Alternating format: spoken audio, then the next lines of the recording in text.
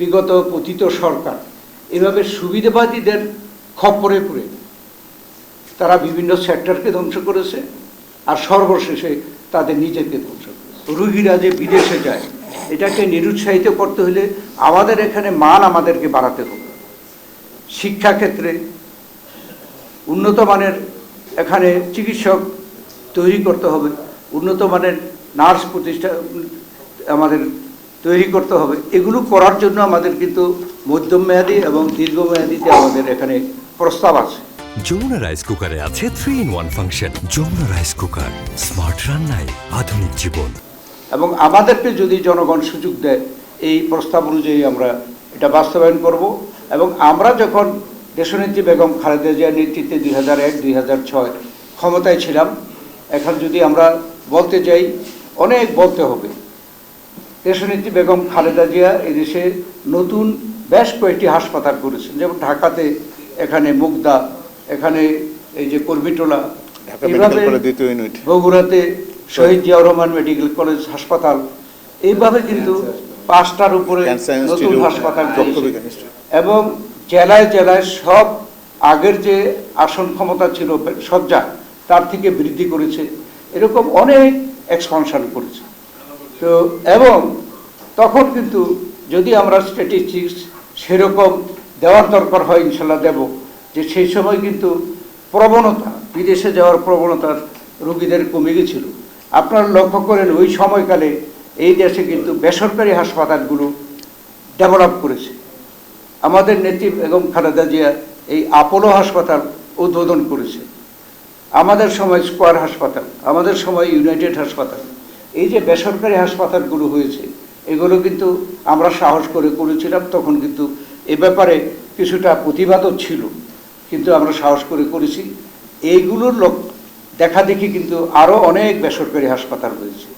তো আমরা আমাদের চেষ্টা যে নীতি সেটাতে আমরা অচল আছি। ইনশাল্লাহ যদি সুযোগ পাই আমরা আবার সেই আদর্শ আমাদের মূল উদ্দেশ্যগুলো সফল করার চেষ্টা করি। শ্রীলঙ্কার মতো দেশ তারা জানতো না যে আমরা আমাদের প্রয়োজনের 95% এই বাংলাদেশে ঔষধ আমরা তৈরি করি, ম্যানুফ্যাকচার করি, এবং আমরা বাংলাদেশ থেকে তখন প্রায় 43টা দেশের মধ্যে দেশে আমরা রপ্তানি করি। এটা শুনে তারা অনেকেই আশ্চর্যজনিত হয়েছে এবং উইল বি সারপ্রাইজ যে সৌদি আরবের স্বাস্থ্যমন্ত্রী আমার থেকে সেই সময় নিয়ে উনি বাংলাদেশে আসছিল। বাংলাদেশ হওয়ার পর থেকে সৌদি প্রিন্স আসছিল, কিন্তু কোনো মন্ত্রী আসেনি, একমাত্র স্বাস্থ্যমন্ত্রী আসছিল এবং এসে এখানে ফ্যাক্টরিগুলো পরিদর্শন করে নিজে এখানে অর্ডার দিয়ে গেছে। এবং সৌদি আরবে ইম্পোর্ট করা মানে হলো মিডল ইস্ট। ঠিক শ্রীলঙ্কা মিনিস্টার সেখানেই আমার সাথে দেখা করে বলো যে আমি তো সারপ্রাইজ, আমিও জানতাম। সে বল কি তুমি জানো কি যে আমার শ্রীলঙ্কায় একটা ঔষধও আমরা ম্যানুফ্যাকচার করি না, আমরা সব পার্শ্ববর্তী দেশ ভারত থেকে আনি, কিন্তু আমরা খুব একটা স্যাটিসফাইড না। তো আমি যাইতে পারি কিনা? আমি যে অবশ্যই ইউ আর ওয়েলকাম।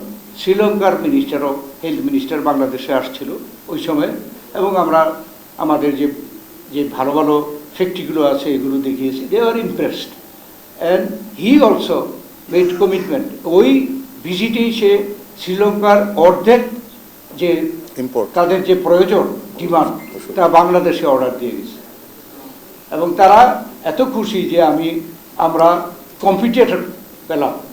আসলে তারা ইন্ডিয়া থেকে নিত। তো আমি বললাম যে তোমরা অসন্তুষ্ট কেন ইন্ডিয়ান? বলে যে যখন আমরা সিলেক্ট করি ঔষধ ইনগ্রিডিয়েন্ট এগুলো তো পরীক্ষা করার যন্ত্রপাতি আমাদের কাছে সব ঠিক থাকে, কিন্তু 2 বছর 3 বছর সাপ্লাই করার পরে ওই কোম্পানি তারা অন্য পথে চলে যায়, একটু মানে নকলের দিকে যায়। পরে তারা এটা থেকে তারা আবার চিকিৎসা পরীক্ষা করলে দেখে যে এটা সঠিক নেই, সেই জন্য তারা কম্পিটিটর বানাতে চায়। এবং বাংলাদেশ কিন্তু একদম 50% প্রথম বছরই 50% শ্রীলঙ্কার ডিমান্ড এই বাংলাদেশ পূরণ করেছে। এরপরে কিন্তু বাংলাদেশ আরও অনেক আগাইছে যে বিদেশে রপ্তানি করা।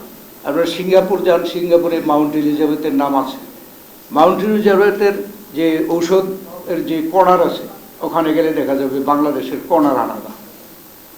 অতএব বাংলাদেশ কিন্তু ঔষধ শিল্পে বিশ্বব্যাপী মোটামুটি সম্ভাবনা জমাইতেছে। প্রশংসিত। এখানে এই শিল্পটাকেও ব্যক্তি স্বার্থে বিগত 15 বছর ব্যক্তি স্বার্থে এটাকে গ্রো করতে দেয়নি।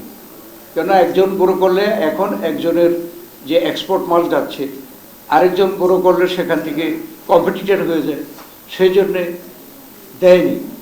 এবং আপনারা জানেন যে সার্বিকভাবে এই বিগত পতিত সরকার এভাবে সুবিধাবাদীদের খপ্পরে পড়ে তারা বিভিন্ন সেক্টরকে ধ্বংস করেছে আর সর্বশেষে তাদের নিজেকে ধ্বংস